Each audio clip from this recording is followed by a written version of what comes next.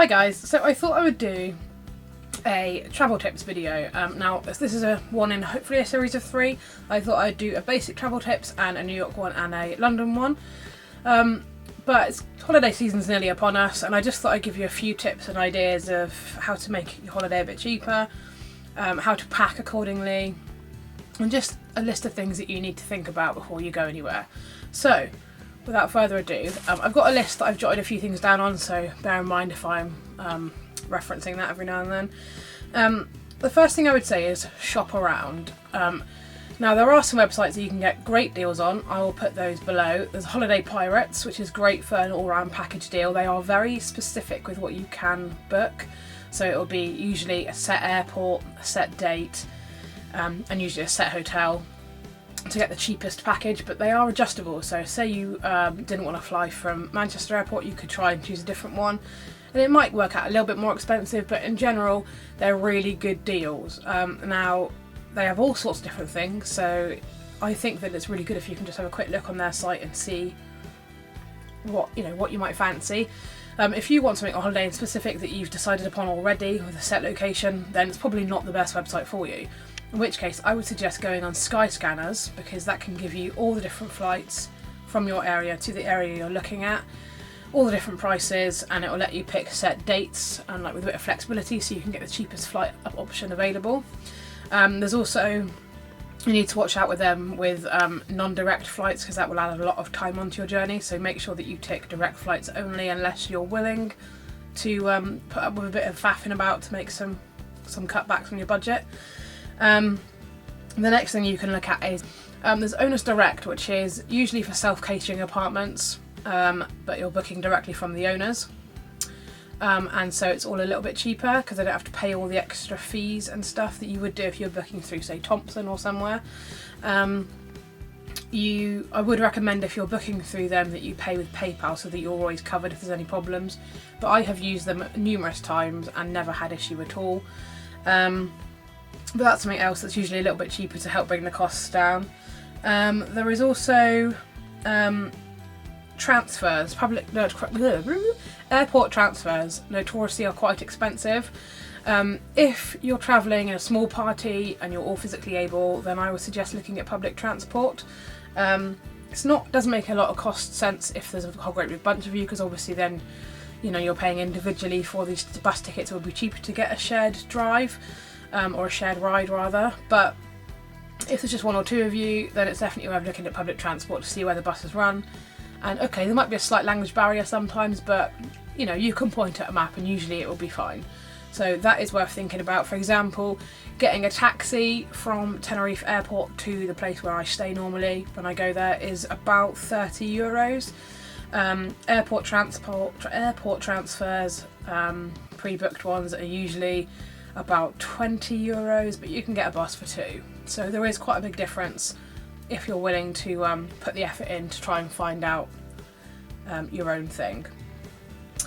I would also say that you need to shop around for hotels. So if you decide you want to go hotel rather than self-catering, and you want to even transport as well to get yourself to and from the airport, don't just book the first thing that you come across. There are quite often loads of different sites that you can go on and try and see if there's a bargain you can find. Quite often it's worth just Googling the hotel you want to stay in, and they will come up with all different companies and websites offering you the availability to book that hotel, and the prices will all be different.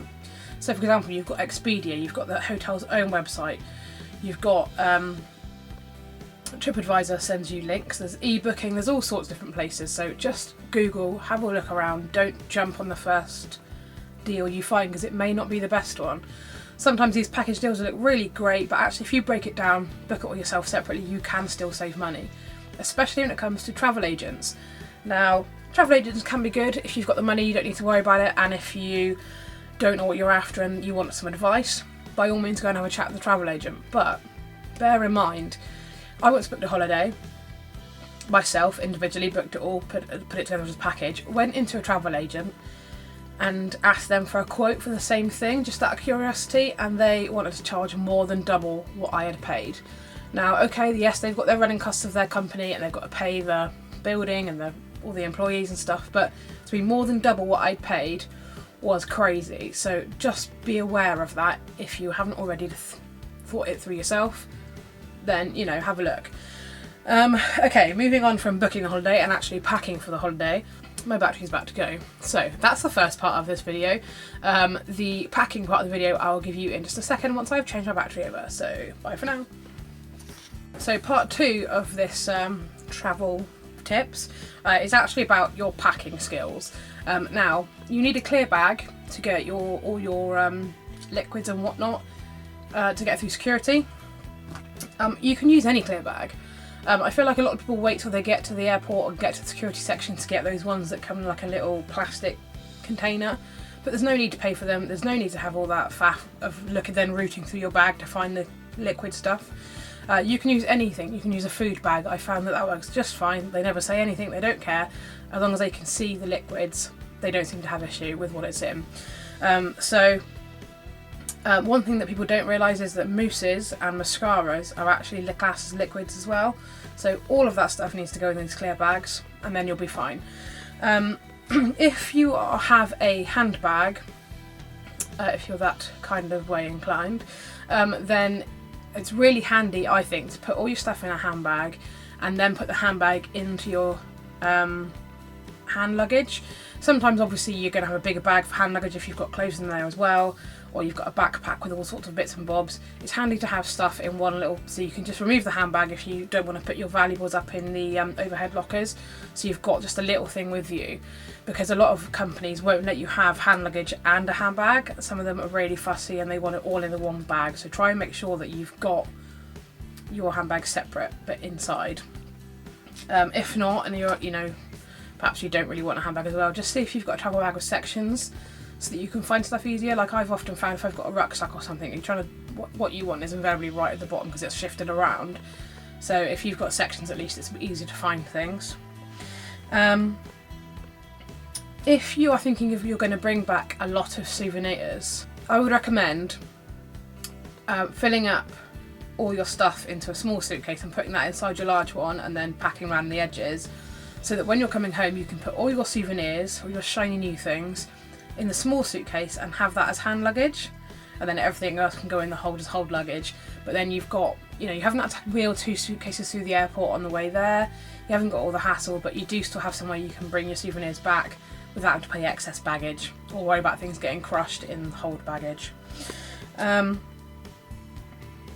Refill travel bottles. Now, as tempting as it is to run to Superdrug or Sainsbury's or wherever and get those little miniature bottles of fun things because you're going on holiday, I know that's quite exciting. I appreciate that. I used to do it all the time too. But get yourself a little set of travel bottles. They're about £2.50 or something for a pack of 3, and refill them. It makes a huge difference with weight and with cost, etc., if you can do that. So bear that in mind. I would always say as well, underestimate the clothes you actually need, especially if you're going on a sunny summer holiday to a beach or wherever, because I always take loads of things thinking, oh yes, I need this many evening tops, I need this many dresses, I need this many daytime things, and you always wear half of them because you spend half the time in the pool in a bikini or a swimming costume, not worrying about the rest of the stuff. Obviously don't take nothing, that would be crazy, but I think you should always take a few less things, and hey, if you're really struggling, you can always pop to the local shops, because usually, especially in holiday destinations, they tend to have things that are a bit cheaper. So you can buy a t-shirt if you're running low, or, you know, sometimes they've even got laundrettes in these places if you can spare the time. But I think I've never been on holiday and want absolutely everything I've taken with me, so I now try and pack a bit less, and that saves on space for souvenirs as well, so bonus.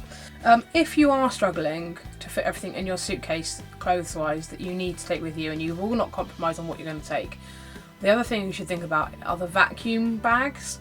Now, vacuum bags are called vacuum bags because you always used to use a vacuum cleaner to suck the air out of them. But you don't actually need to do that anymore.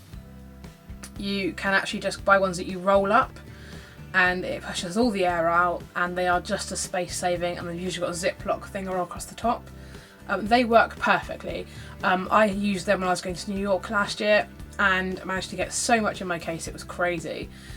So that is all, and they're not too expensive either. You can usually buy a pack of 3 for about £10, and you can reuse them. So I would really recommend those if you are struggling to fit everything in your suitcase that you need to take with you. Checking in online, that will always save you a lot of time. If you don't have if you don't have hold luggage and you've only got hand luggage, a lot of airports will let you check in out to 24 hours before you're travelling. That is a great time saver because sometimes those queues at the check-in desks are ridiculous. So if you can do that in advance, I recommend that 100%. The other thing is, if you're really not a good traveller, or similarly you've just had a really long journey, look at the airport lounges. Usually they're not too expensive. You can get ones for about between 15 and £20, and included within that price you get drinks, you get food, you get snacks. It's usually not a main meal or anything, but it's enough to tide you over. And if you're really sneaky, you can sneak a couple of things into your hand luggage to take on board to snack on through the flight. And it just gives you a bit of a base. You can usually charge your phones, you can read, you've got comfy sofas and chairs to sit in, you've got toilets nearby you, and you don't have hundreds and hundreds of people milling through the airport around you. Usually they're much calmer and nicer places to be. I've done it a couple of times now, and it makes for a much less stressful travelling experience, because we all know half the problem with going on holiday is dealing with the airport nonsense. So if you can afford it, then, especially if you've saved a lot of money on booking it, then I recommend looking at the lounges, because it's a great idea. And usually they have free Wi-Fi, so who doesn't have that? Section 3 is what to take with you, things you need to think about. Now, I always recommend getting currency beforehand, because you usually get a better exchange rate at home and you can shop around a bit. If you wait till you get there, you're sort of lumped with the only place you can find, which usually it's not a great exchange rate. And yeah, we've already had to carry a load of English money with you to do it, so I just think it's much easier to do it before you go. And if you've got an extra work purse or wallet, I recommend splitting your money up straight away and then just switching the purses over when you get there. Take a Kindle rather than paperback books if you can, or similar Kindle sort of thing. As much as it's nice to carry a big normal book, it's much better and much more space saving to take one Kindle with hundreds of books on it. The only problem you might have is if you don't get the paper one, then sometimes there's a bit of a glare on the screen from the sun if you're going on a Sunday holiday.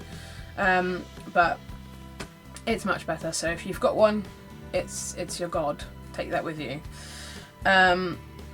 Take after sun and suntan lotion with you as well, especially on a Sunday holiday, obviously. It's very tempting to just buy stuff while you're over there, but because you are a captive audience and they know you're going to need suntan lotion, the prices on it is extortionate. It might be slightly better quality than what you would get back in England, definitely, but as long as you get a decent enough factor here, you'll be fine. But you'll be saving probably about £4 or £5 a bottle, so it is quite a difference, so think about that as well. It's always nice to take headphones with you, I think, so you can block out airplane noise, especially over the head ones rather than just in-ear ones. And I always think it's quite nice to take a headphone doubler, so if you are flying with a friend or with your family or whatever, then it's quite nice to be able to listen to the same thing sometimes. So a headphone doubler I find is quite nice, especially if you're sitting near a pool and you both want to listen to music, then it's kind of cool to be able to listen to the same thing and have a little playlist so that you're not so separate. Like, it's quite nice to have music, but you also don't want to feel like you're just lying there and ignoring each other, so it's quite nice. I think that's a good thing to do, is to take one that you can both listen to. Again, if you've got an iPod as well as an iPhone and you're going to listen to a lot of music, I recommend taking both so that you don't just chew up your iPhone battery, or a similar MP3 player. If you're just going to listen to that, then you could take that with you as well. I would say travel charger.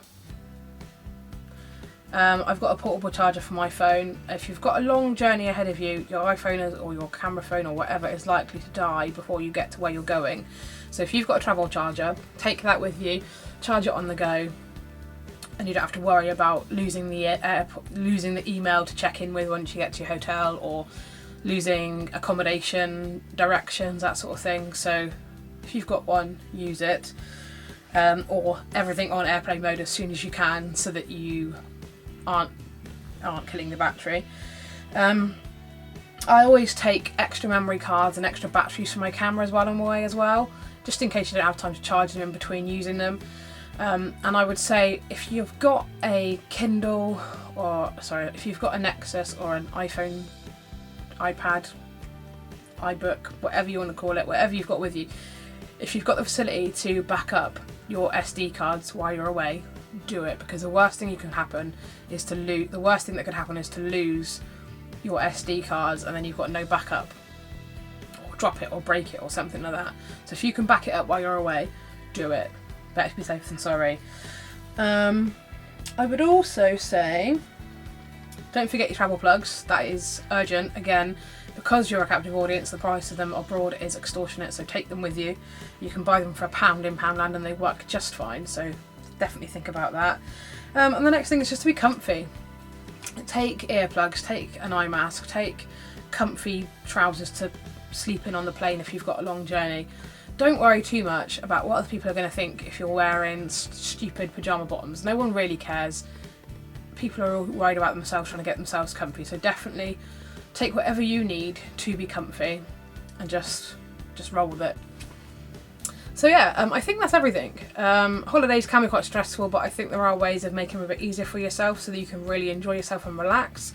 So let me know if there's anything you do on holiday or that's a good tip that I haven't thought of. Let me know in the comments so that, hey, we can all use them as well. And yeah, just let me know if you want me to do the New York and London one. I haven't quite decided if I'm going to or not yet, but let me know if you think it's a good idea and I will get on it. But thank you very much for watching. Take care, and I hope some of this was helpful. Bye for now.